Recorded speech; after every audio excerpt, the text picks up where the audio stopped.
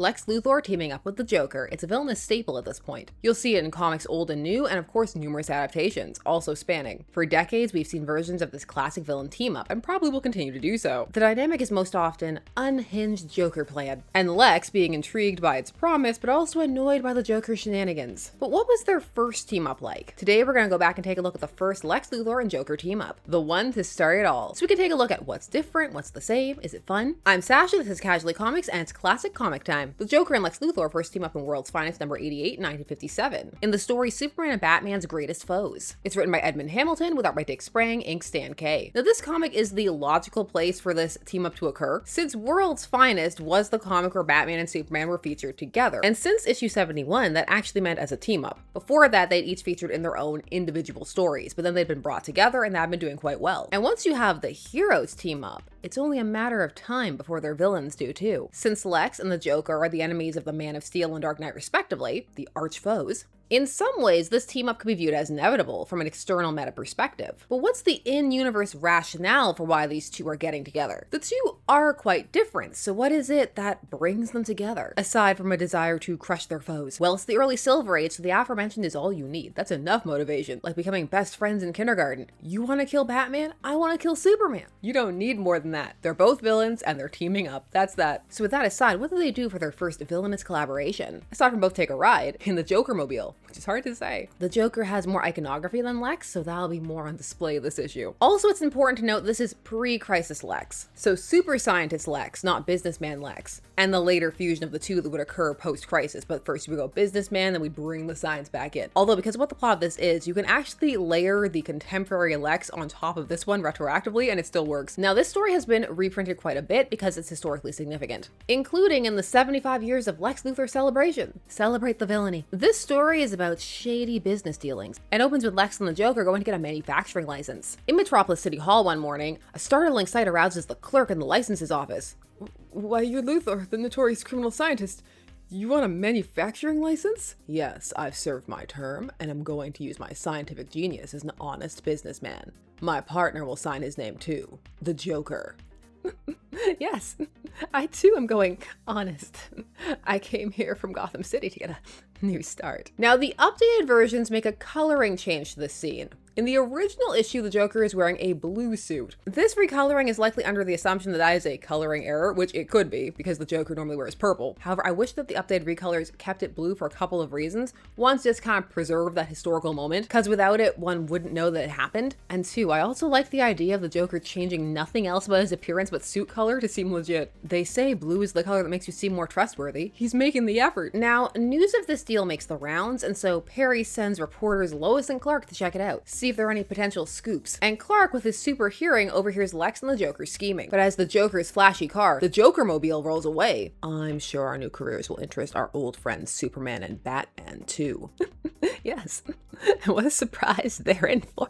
Put a pin in Superman's super hearing. Drop it very lightly. He'll hear it. Superman goes to tell Bruce and Dick about this new development, and he drills up through the bottom of the Batcave to do so. It's okay. Bruce can afford to get that fixed. Although I'm pretty sure he has an actual tunnel entrance. I think Superman just wanted to make a dramatic entrance through the floor. So they all go to check out the factory, and ooh, look at the logo. The L and the J, Lex and Joker's initials, they've been combined. Very fancy. Also, Superman, if you flew the Batmobile there, I guess something was up with the plane. The Joker and Lex are getting along swimmingly at this point. They're full of praise for each other's ideas and the way they pull off their heists and schemes. They admire each other's skill sets and feel that they're complementary. Now, the factory is lead-lined to protect trade secrets, of course, and their brilliant invention are a series of industrial robots named the Mechano-Men, who are supposed to be indestructible. They're there testing the durability, seeing what they can withstand, such as flames and pressure. Superman doesn't even blink. He's been making and abusing robots since childhood. Also, are they trying to replace the entire workforce with the robots? Diabolical. If that was the actual plan, this story would have aged depressingly well. While the heroes try to figure out exactly what's going on, they decide they need to be on 24-hour patrol. Batman and Robin see the Joker catching a man in his branded net, but when they go to stop him, joke's on them, it was testing a Mechano-Man. Metropolis is a truly fickle crowd, so they just laugh at Batman and Robin. I mean, the Joker is a reformed businessman. He said so himself. Also, I don't think they have the same level of attachment to the Joker and Batman and Robin. This isn't their city. They don't even go here. The same thing happens to Superman when he stops the Joker from nearly hitting a man.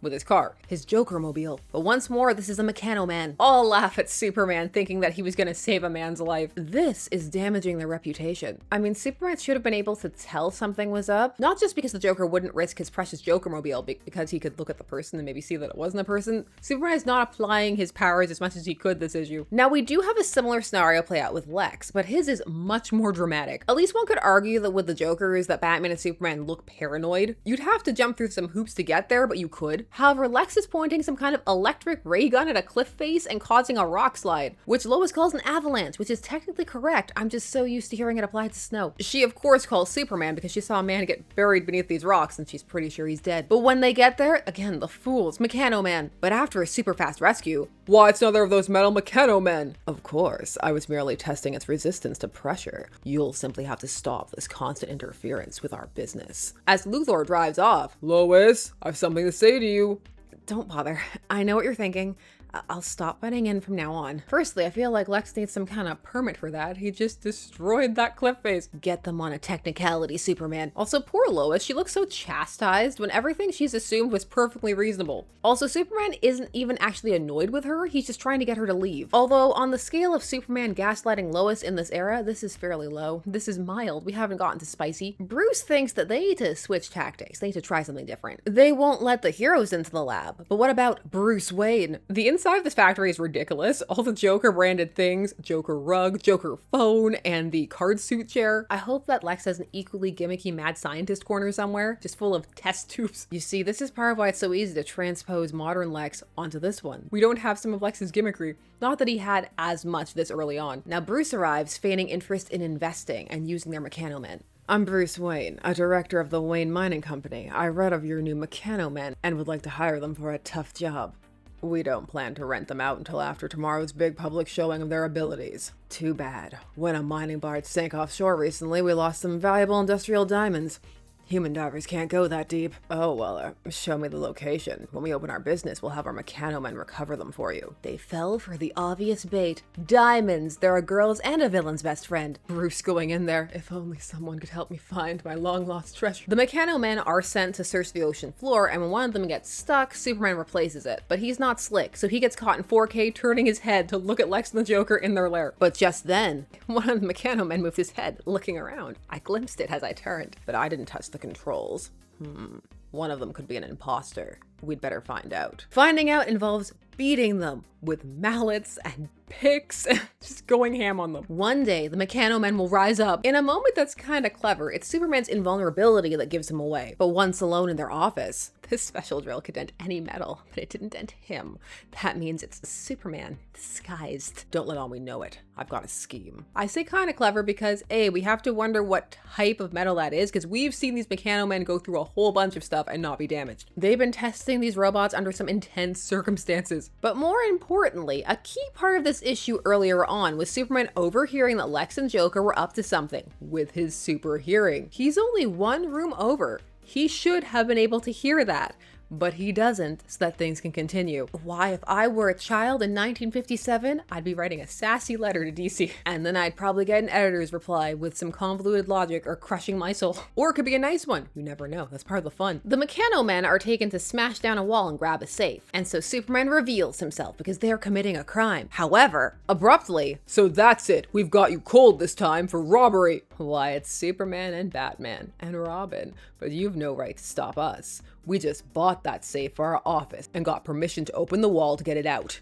Here's the proof. If only someone had had super hearing or some kind of x-ray vision or anything to prevent this. This was inevitable. But thankfully, Superman did notice something when he was looking around and getting caught. He was making a poor robot. And what he noticed was extra clothes hanging in the factory, duplicates of the outfits Lex and Joker were already wearing. Which of course means that all of this was a ruse, that people would be distracted by the Mechano-Men, who can do all the things that are advertised. But that's that at the showcase, Lex and the Joker can have robot duplicates of themselves, showing off the Mechano-Men while they take some extra Mechano-Men and go and perform a robbery at a treasury. No, it can't be. You're at the stadium. We saw you. No, the Superman and Batman there are phonies too. I guessed your plan from the extra Luthor and Joker costumes in your factory, so I made 2 Mechano-Men to appear there and we watched you. Were those extra Superman robots, or is making an automaton really that easy? At one point in this video I said the Loker.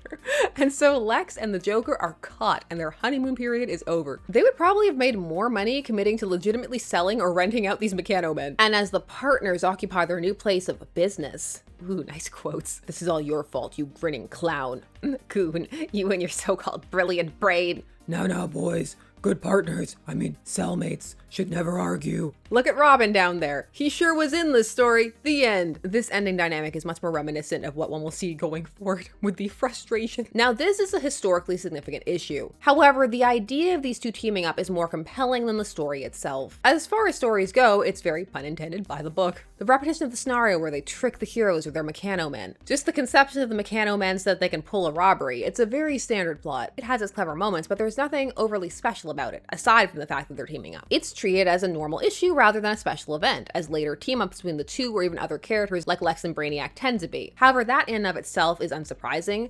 In these early years when they do have the characters get together, they don't treat it like a big momentous occasion, and sometimes it tends to be viewed that way in hindsight. Although again, there are some where they do it right off the bat. Lex and Brainiac get a whole cover of, can you believe they're teaming up? Still, it's a perfectly serviceable issue. It has some suspend your disbelief moments, but delivers a classic heroes having to outwit their villains type of plot. And it does keep you guessing as to what the ultimate plan is, even though it ultimately ends up being what you probably suspected it was from the start, which is a robbery. We're also in the Silver Age, so it's not gonna be something super dark. This issue lays the groundwork for future team-ups, which as time goes on will treat this as a more menacing concept. And you're gonna get different flavors and twists on it as the characters evolve. It's a really fun idea because these arcs can kind of become a dark mirror in and of themselves, a dark world's finest. Not the most riveting adventure, but still worth reading for its historical significance, and it's still a fun one. It's just not lighting the world on fire, but not every issue has to. Also, you get some lovely Dick Sprang art. I really do enjoy his Joker. Just the uncanny wideness of the mouth that makes it look so over-the-top friendly, it veers around back into unsettling. So this team-up, not the strongest, but fun to revisit, and the one that started it all. What are your thoughts on it, and what's your favorite team-up? Please share your thoughts, and while you're down there, please do little YouTube things like comment, subscribe, hit the bell notification so that you never miss a vid. Thanks so much for taking some time out of your day to spend discussing comics with me. I always appreciate it, and I will see you again soon. Bye-bye.